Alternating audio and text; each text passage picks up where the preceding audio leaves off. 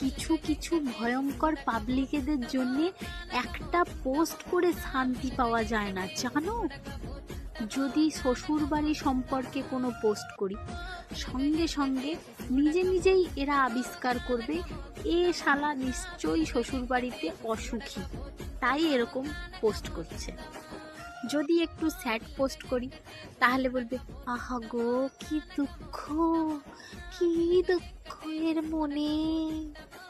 যদি একটু হাসি হাসি পোস্ট করি সঙ্গে সঙ্গে বলবে বাবা কি আনন্দ, কি ফুর্তি লেগেছে গো বাবা গো, কি ফুর্তি দেখো না জীবনে।